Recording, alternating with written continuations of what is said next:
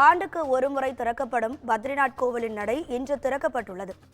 பக்தர்கள் வழிபாட்டிற்காக உத்தரகாண்டில் உள்ள பத்ரிநாத் கோவில் இன்று திறக்கப்பட்டுள்ளது. காலை 6 மணி முதல் ஏராளமான பக்தர்கள் பத்ரிநாத் கோவிலுக்கு யாத்திரையாக வந்து வழிபாடு செய்ய தொடங்கியுள்ளனர். இது தொடர்பான அண்மை செய்தியை பார்த்து கொண்டிருக்கிறோம். இது குறித்தான கூடுதல் தகவல்களை தருவதற்காக நமது செய்தியாளர் கோகுலர் கிருஷ்ணன் இணைப்பில் இருக்கிறார்.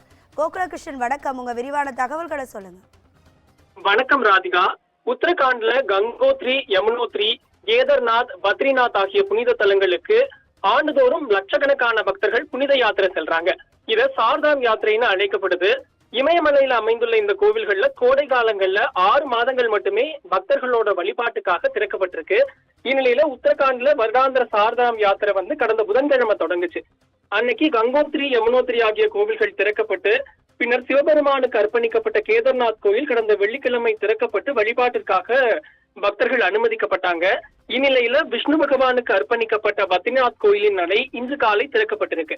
முன்னதாக பாதுகாப்பு காரணங்களுக்காக ஆன்லைன் முன்பதிவு கட்டாயமாக்கப்பட்டிருக்கிறதா உத்தரகாண்ட் மாநில அரசு தெரிவிச்சிருக்கு. இந்த யாத்திரைய அம்மாநில முதலமைச்சர் புஷ்கர் சிங் தாமி தொடங்கி வச்சு கோவில்ல தரிசனம் செஞ்சு பாதுகாப்பு ஏற்பாடுகளை ஆய்வு செஞ்சாரு. இதற்கு முன்னதாக இந்திய ராணுவத்தின் கர்வால் ரைபிள்ஸ் இசைக்குழுவினரால பக்தி பாடல்கள் இசைக்கப்பட்டுச்சு. மேலும் திறப்பு விழாவின் போது ஹெலிகாப்டர்கள் மூலம் பக்தர்கள் மீது மலர்கள் தூவி அவங்களுக்கு வரவேற்பு அளிக்கப்பட்டுச்சு.